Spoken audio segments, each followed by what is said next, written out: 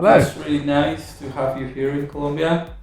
You know, as a Django developer, it's a real honor for me to share this space with you because I've used a lot some of the tools you've contributed to, like the Django migration system, which is, in my opinion, the best tool for migrations in database in all Python. You know, I work with SQL Alchemy, and yeah, I haven't found a tool as cool as Python migration. Thank you. And also Django-channels. I built a poker site with my team a long ago using it. So it's a real honor for me. Thank you for sharing this space with me. It's a real pleasure for me to be here. My time in Colombia and Medellin so far has been fantastic. So it's been a great time and I'm really happy to be able to talk to you. Cool.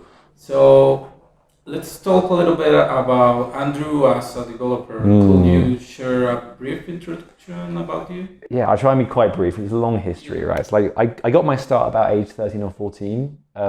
Ironically, I programmed on tiny PDAs. It was my first gateway to programming. But then I went to PHP after that. And then about 2005, I found Python. And that's roughly when I started doing Python more. And then 2007, I started doing Python full time. I switched from PHP fully across to Python. Since then, my South, the predecessor to Django migrations, was kind of the big entry into Django. I sort of just worked on it over a summer and then released it. And then I got an email, I think from Jacob Kaplan-Moss, saying, "Hey Andrew, do you want to come to DjangoCon, our first DjangoCon, 2008 in Silicon Valley?" And I was like, "Well, I'd love to, but I'm a student and I can't afford it." And very graciously, the DSF were like, no, the DSF will pay for you to come over. And so with 2 weeks notice, I flew out there. That was my sort of really quick entry into the world of open source. And ever since then, I've kind of gone with that, right? Migrations obviously was a lot, I think 7 years from South's first release to the finishing of Django migrations. And then I just sort of sought out new challenges. And at the same time, my professional career has developed too. I've been very fortunate to work on a whole number of different websites with different challenges and different sizes, different teams. It's been really interesting. I think a lot of that's down to Django and Python, right? I owe a lot of my success to not just Django and Python as technology, but the community around it as well. Yeah, and that's been fantastic. Great.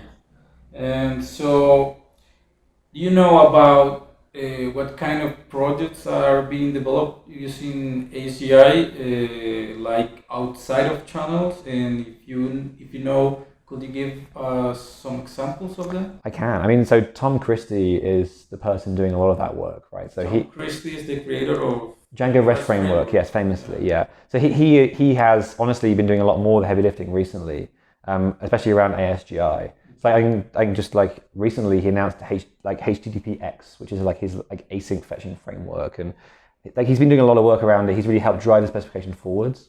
A lot of it API Star, which is the sort of DRF successor, has been doing a lot of good work there. So that's kind of what I think, and even Uvicorn, right?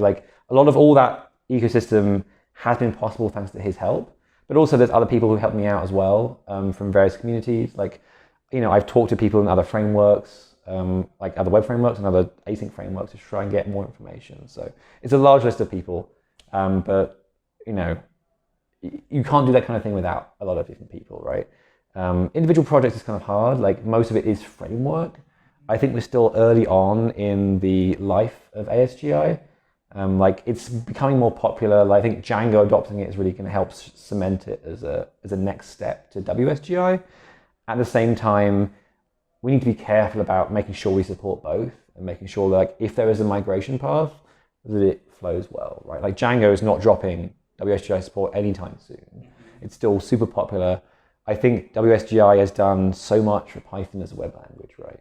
And so I think that's kind of part of it too. So my hope is we'll see a lot more things using it in the next year or two as it sort of grows and becomes more popular and we get more servers using it and more frameworks as well.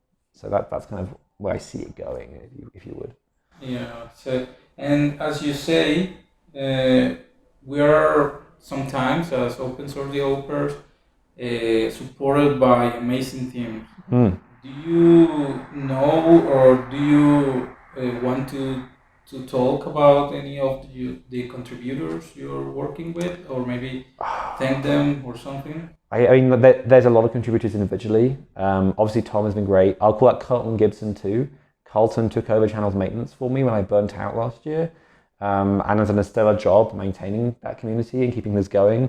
And like, you know, he still pings me if a bug is really horrible, and like we need to both sit there and figure out what it is.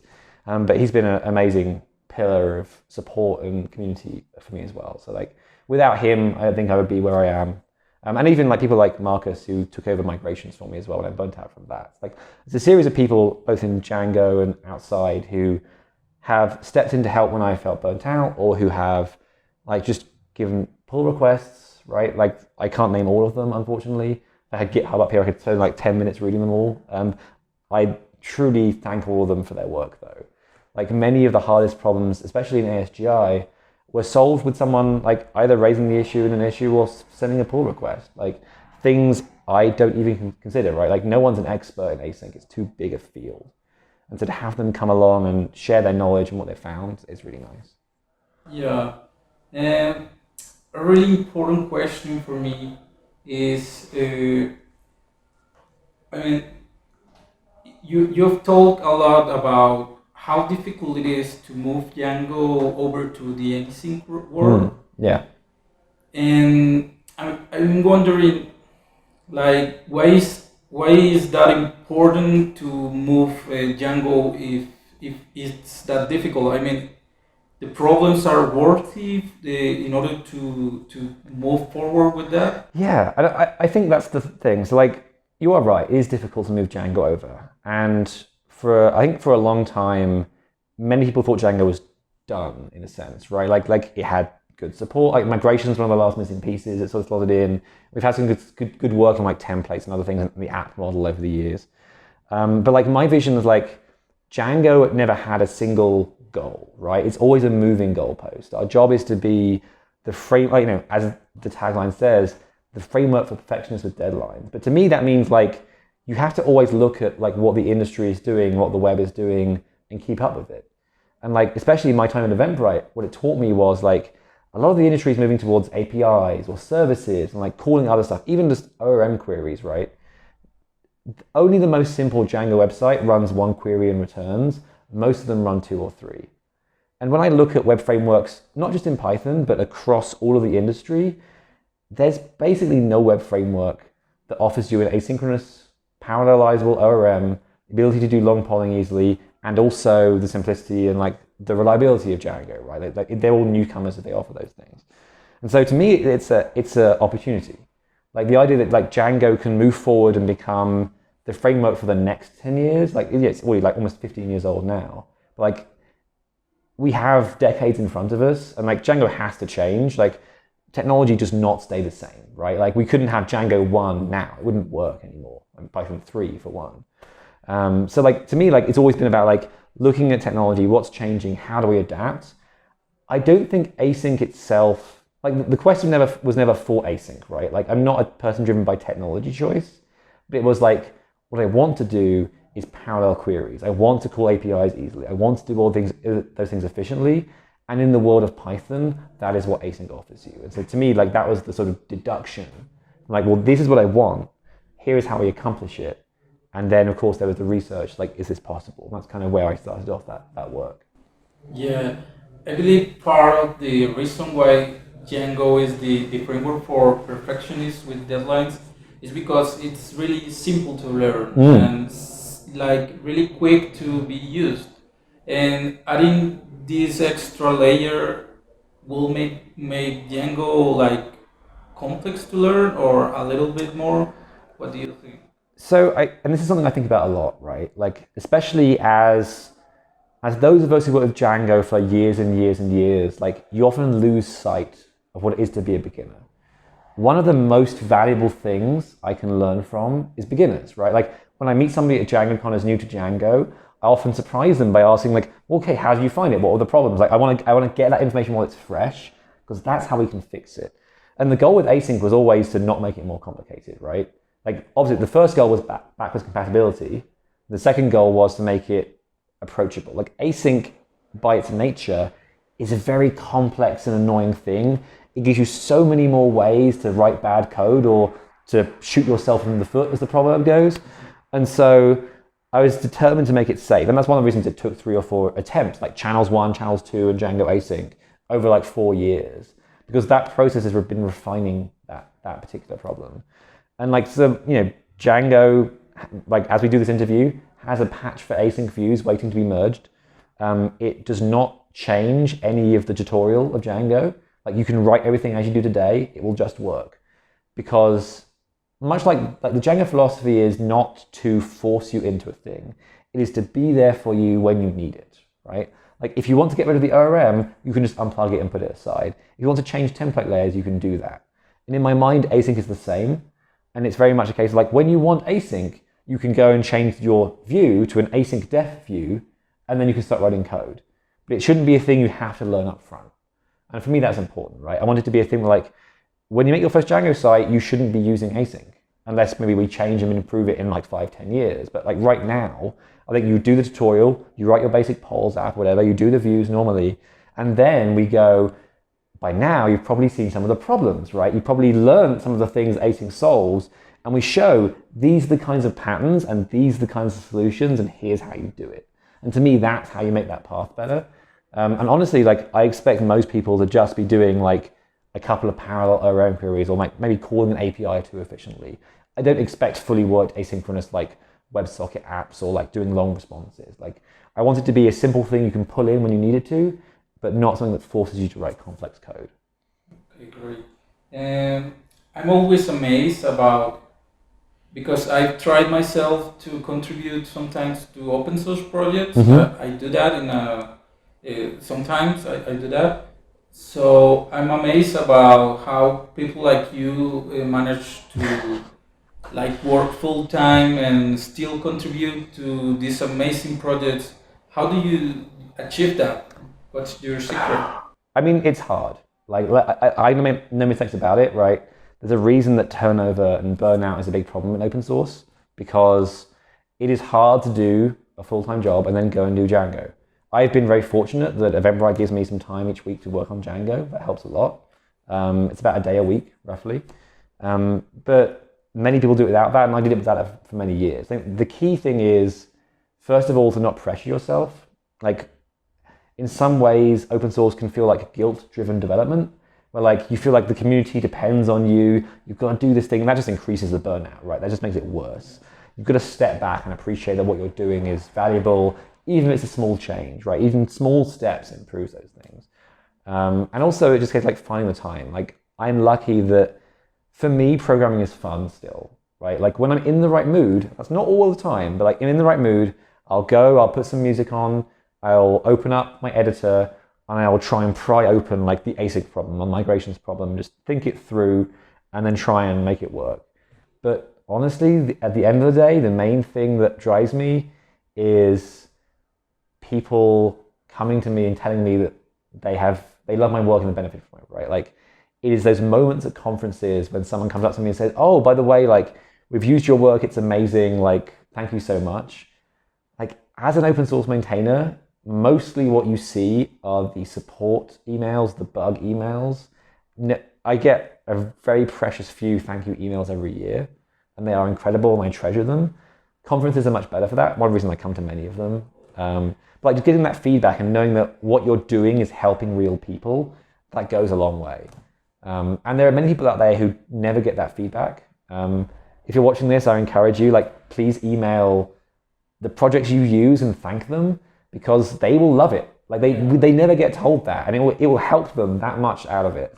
Like open source is about that feeling, and sometimes we don't capture it. It's like that's what keeps me going. That's why I occasionally sacrifice a Saturday or a weeknight to work on Django, because I believe in it. I believe it helps us as engineers, right? As an industry, it helps them push us forward. Yeah, that's really cool. And speaking about burnout, do you have any piece of advice for the people in our community feeling burned out? I mean, my main thing to say is it happens, right? Like, you've got to believe that it's a thing. It's not just you. There are ways of dealing with it. And the number one way of dealing with it is to stop. Like, so many people like just try and push through or ignore it or try and tough up. That's not the right approach. You've got to accept it and work with yourself. And sometimes that means walking away from a thing you love, right? Like sometimes it means I took 6 months away from migrations And the same with channels as well, because I knew that I was getting close to burnout. I've been through it several times. I know the signs of it. And I was like, okay, before I get too far, I'm going to, the channel, I set an ultimatum. I said, if no one steps up by the end of January, and this was like maybe last year or the year before, I'm going to have to put this into maintenance mode. Like, I cannot maintain it anymore. That's when Carlton very graciously stepped in, along with some other people as well. But the key thing is, like, no person is an island, and like to realize that like the support network is what helps. Like, there's no easy trick to burnout, right? It's a case of what you want to do misaligning with what you can do, be it at work, be it in your personal life. Like, often having a bad time at work, you can bring it home and it can affect your open source work as well. Like, don't look at one place to fix it. But yeah, like, and also like burnout can be a sign of other problems too, right? Like, I would always say, like, if you feel bad overall, like, you can go and talk to a therapist. I've done that in the past. Like, they are very effective people at talking you through your, even 1 or 2 sessions. They can talk you through your own problems. They can teach you how to deal with them as well. So like, there's no one trick, right? For me, it's all like, what I do now is I make sure that I do my work in smaller chunks that I can like finish and feel good about. That's kind of one trick I have in myself. So like, for example, the async views patch into Django, I could have put a whole lot more things into that patch, but I didn't, 1, to avoid burnout, and 2, because I've written that list down so other people can try doing it and trying to learn how to patch Django as part of that, right? Like, understanding that other people can come along and help you, and like, if you just give them work, they will take it and learn from it. That's another important lesson I've really, really valued. Okay, nice. And with all the things you've been through working in the open source, like, how's the concept of the Python community for you have evolved or changed during the years? I mean, in many ways, the Python community is why I'm still here, right? Like, I often joke that Python is a very decent language for everything, right? Which it is. But it's honestly, it is that ability to welcome newcomers, to always be there, to understand the difficult challenges. Like, the community is what makes this language. Like, so many other languages have looked promising, and I look closer when their community is toxic or is not supportive. And like, I just don't want that. So like, the Python community like is everything to me. If I took a job that didn't write Python, I'd still come to conferences, right? That is how importantly I value the community. Like, a lot of my friends are in the community as well. I know people who have left Python and still come to conferences in that sense, right? I think in many ways it's because like Python represents like this greater goal of like what it is to be a software engineer or a computer scientist or any one of those things, right? Like, we try and help each other. We try and understand. We know that compromises exist. We know that trade-offs exist. We're open about that. We try and bring people into the community who are usually excluded. Like, all of those things I really treasure. Like, I honestly hope that we can affect programming as a whole, right? That we can, and in many ways, Python is one of the top languages, so we're doing that, right? We're setting the trend. Like, I want to keep doing that. Like, I think Python is incredibly valuable. Like, and Django as well. Like, the Django community is this subsection of Python that is somehow, in some ways, even better, right? And I'm not saying the other ones are bad, but like, the Django community especially is so friendly and so welcoming. Like, I would probably go to Django conferences as long as I could, even though I went to go and write another framework. Like, that's just how much I value them as well. And like, and we talk about burnout, right? It's the community that undoes my burnout. It's they who step in to help. It's they who reassure me, who understand how things are going. And like, when I have a difficult issue, I'll just ask some people I know. And like, they might say, it's difficult, which is great. It reaffirms that it's pretty hard. They might give me an answer. They might go, oh, I'm not sure, and come away and come back a day later. But all of those things are really valuable. And I wouldn't give it up for anything else almost. Yeah, I'm glad you have a nice experience with the community. Yeah. So one of the most incredible things about you is that you're also a pilot, right? Yes. And I know you talk about it in a conference, in a talk you gave, but what are one of the most useful things you got from that world into the programming world that really helped you? Yeah, and being a pilot is fascinating, right? So like, I got into it, I'd say by accident. I didn't really like. My mother bought me my first flying lesson as a present for a birthday many years ago, and I was hooked from that first lesson, basically.